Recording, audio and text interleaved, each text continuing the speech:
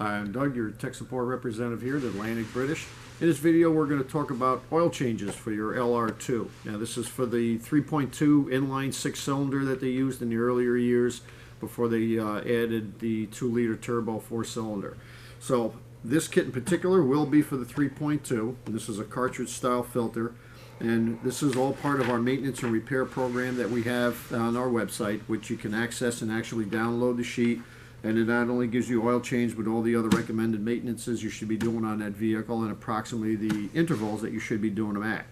So let's start with the most basic and the most prominent service you're ever going to do on any vehicle is going to be oil change. Oil change is very important. You're going to do it on a regular basis. Because of that, what we've done is put a kit together that will give you 2 of each, what you need to do an oil change on your vehicle. This way, when the next one sneaks up on you, you'll already have the filter and the plug that what you need to do that. So what we're going to do now is we're just going to show you the basics and how to change your oil on your LR2. Alright, so the first thing we're going to do before we go to drain the oil is we want to remove or loosen that cap that's around that filter so that it will allow the oil that sits in that cartridge to drain. So what we need to do is pull straight up on the power steering reservoir. It just slides into that bracket, and we're just going to move that out of the way there. Now, way down below is the cartridge and oil filter. And we're going to get on the cap of that with a 36mm socket and a 1/2-inch drive, ratchet, and extension. It just unscrews off. Alright, so what we're going to do is essentially we're going to leave the filter in place. We're going to leave the cap there. We just wanted that loosened up so that we could relieve the vacuum that might develop in there, so we know that that's going to drain when we set this back down to change the filter. Now you can pull the cover off, which will give you a little bit more room in this corner when you go to take the filter. This simply pops off. It's just 4 little push pins that pop in place, and you can lift that right up and out of the way. So now we're going to put this up in the air, and we have a plate underneath we need to remove first, and then we have access to the drain plug.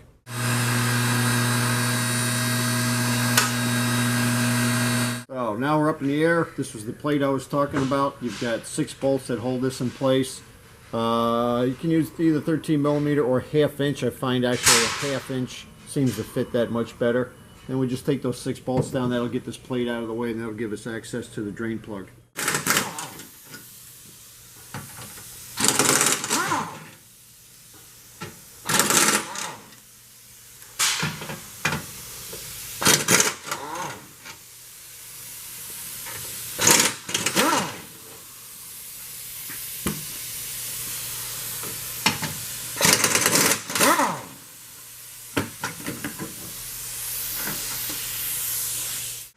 Alright, so at this point now we'll take the drain plug out. It's a 17mm.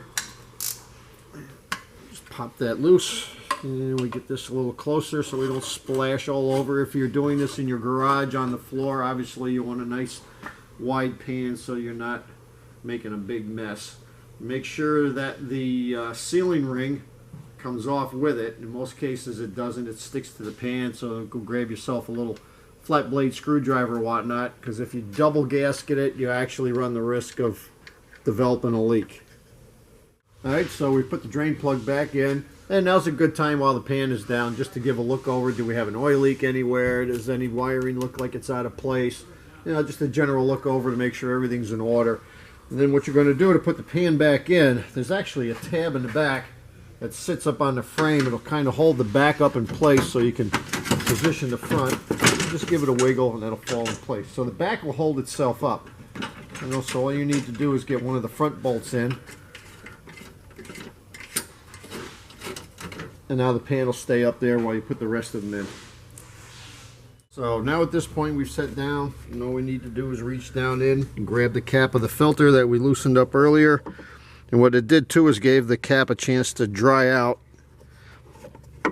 And we just got to wiggle around here a little bit. It's a tight fit, but it does come out. And you'll see what I mean by having the oil filter sitting like this. If you had waited, this would be sitting in oil, and at this point now would be dripping oil all over the frame and everything else. By taking the cap off before we drain the oil, it allowed everything to have a chance to drip dry a little bit. So this is essentially your filter assembly, and this filter will pop out of here. And we'll discard that. Now, what's most important is make sure that you change this O-ring. They do have a tendency that if they try to use them twice, they will leak. So we're going to take that off, and this is why it's included with the kit. So we're going to put a new one on.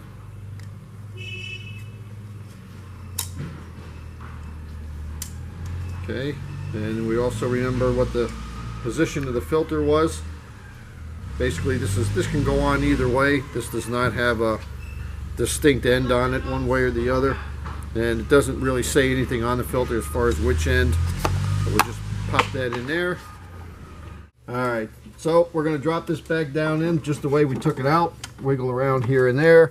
We want to be careful about this small hose that runs right across the top of the manifold. That is a coolant line, and over a period of time, as they dry out, they become a little brittle. So if we're a little abusive on it, we may end up breaking it. We don't want to do that. So now we are able to actually look down through the manifold. We can drop that cap back in place. Start the threads. Run it in by hand until it snugs up, and then we'll tighten it up with the wrench.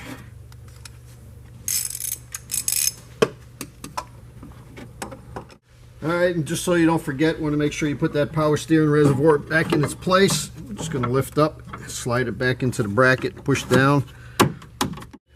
We've got our oil filter on nice and tight.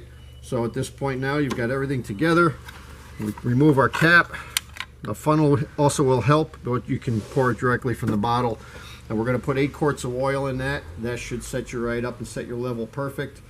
What I would suggest is, anytime you do an oil change, start the vehicle, let it run 5 minutes or so, shut it down, let it sit for a little bit, double check for leaks, check your level on your dipstick, and then now that when you're set and you're happy with what you've got, you make sure, obviously before you start it, you're going to put your cap back on.